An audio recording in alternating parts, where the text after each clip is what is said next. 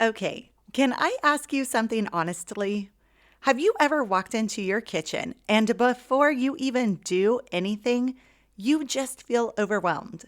Like you see the dishes, the crumbs, the random piles of papers, the toys that somehow ended up on the counter, and your whole body just goes, I can't.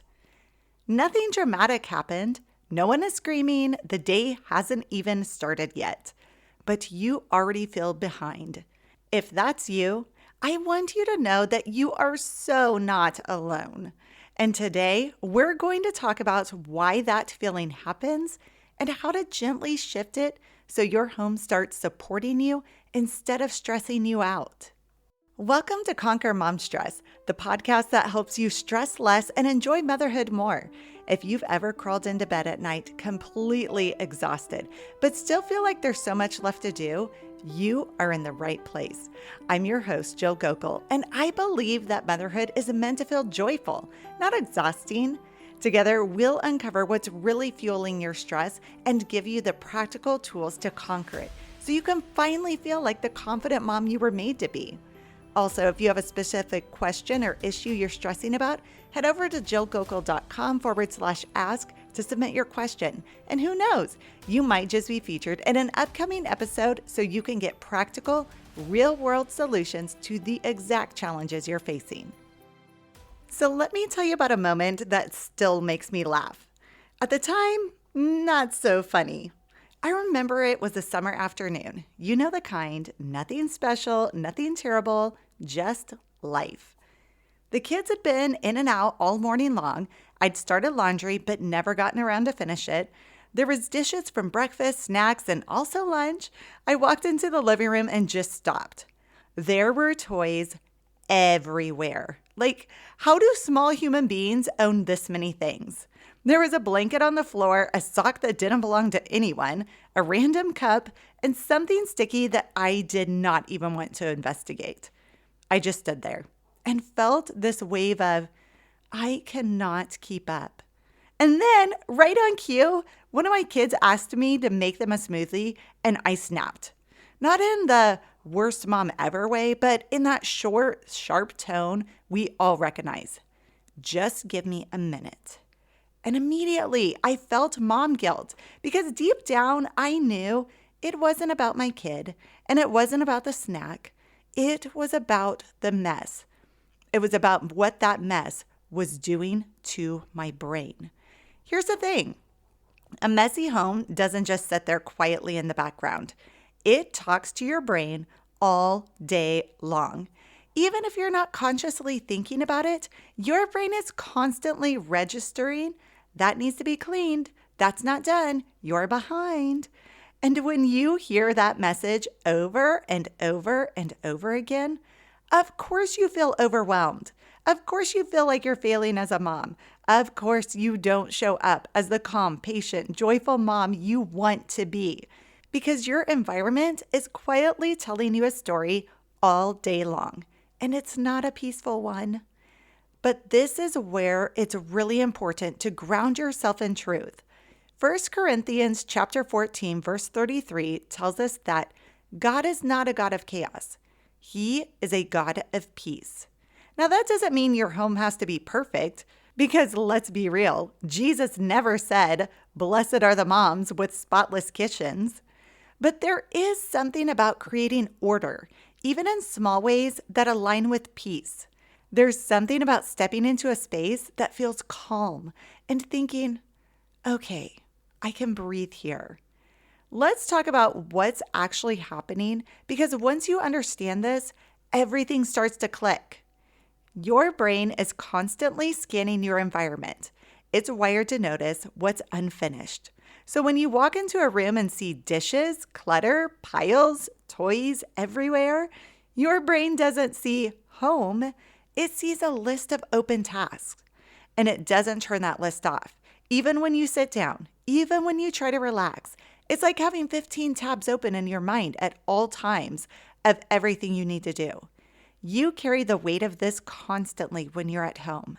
Have you ever tried to sit on the couch and relax, but all you can see is the mess? It's like you can't fully settle. That's not you being dramatic. That's your brain saying, you haven't done enough today. You're behind. And you know what? That feeling sticks with you. It builds this quiet pressure that never really goes away. So even rest doesn't feel restful. If you pay attention, you'll realize that this quietly affects how you respond to your kids. On the days your house feels chaotic, you'll notice you have way less patience, way less margin, way less ability to handle normal kid behavior, and you think it's just you waking up on the wrong side of the bed. But it's not. It's overstimulation. Your brain can only handle so much input, and clutter is a massive amount of input. So if you're sitting there thinking, okay, yes, that is exactly how I feel, I want you to take a deep breath with me, because this is not about turning you into someone who deep cleans your house every single day.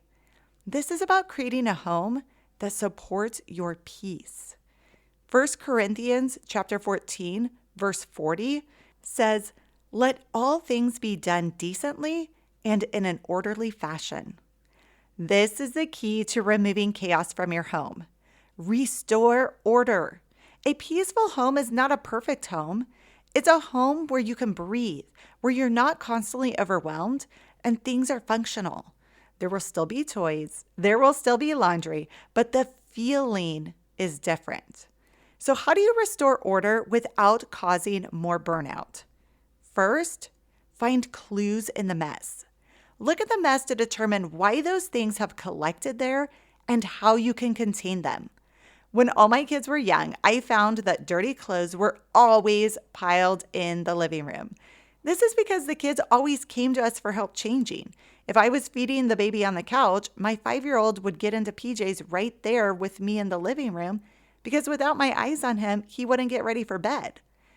I decided to work with the mess instead of against it and slid a laundry basket right under the end table legs. Was it unconventional to have a laundry basket tucked away in the living room? Yes, but it also meant the dirty clothes were always put away, creating a clean space in the living room. What items continually clutter your space, and how can you meet the mess where it naturally occurs to give it order? Second, stop the random dumping ground. Did you know that it takes less time to put something away the first time than it takes to put it away later?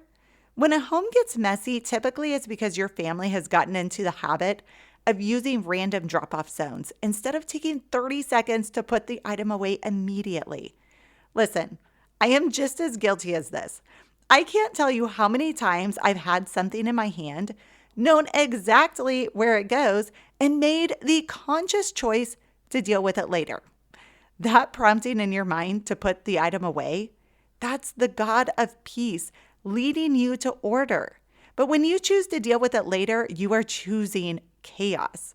Chaos leads to stress, whereas order leads to peace. Third, bring your kids into the mix. Gentle reminders to your kids about putting things away means you don't have to shoulder the work yourself. Modeling the behavior you want to see allows your actions to speak louder than your words. But words are important too because they help establish boundaries on what is acceptable behavior from your kids. Kindly asking them to help or giving them a fun challenge to complete the task helps them take ownership in keeping the home in order. I remember telling my kids that we were going to have a competition to see who was the fastest at cleaning up their snack mess. I used my phone as a stopwatch and watched my kids race against each other, picking up empty bowls left on the living room floor and shoving them into the dishwasher, then racing back to find the wrappers stuffed in the couch cushions before running to the trash can. I was cheering, giving play-by-play announcements on who was in the lead or who had missed something, and we all ended up in a pile laughing at the antics. It only took a minute or two to do, but it was such a great moment of connection as a family. Creating order in your home doesn't have to be hard, and you don't have to turn into a drill sergeant. Remember, God is a God of peace, not chaos. When you commit yourself to restoring order in your home, peace will quickly follow. St. Augustine said, Peace is the tranquility of order. This is incredibly powerful for moms, especially when your home feels anything but peaceful. Because this verse isn't talking about perfect order, it's talking about right order. Peace doesn't come from having everything spotless. It comes from things being in their proper place and priority.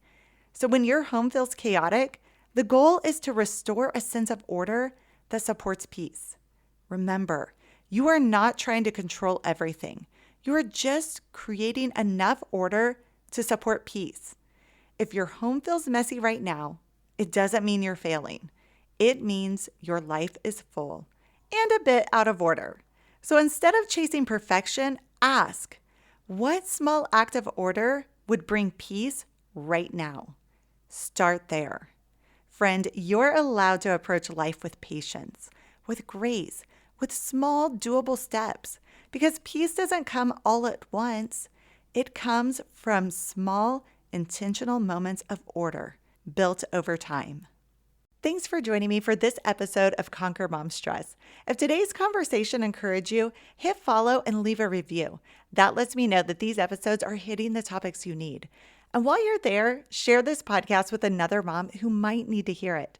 Your thoughtfulness might just be what she needs to get through the day. Remember, this is your place to pause, rest, and start conquering mom stress, one small step at a time. Motherhood isn't meant to drain the life out of you. It's meant to be lived with joy, even on the messy days. And together, we're going to find that joy again.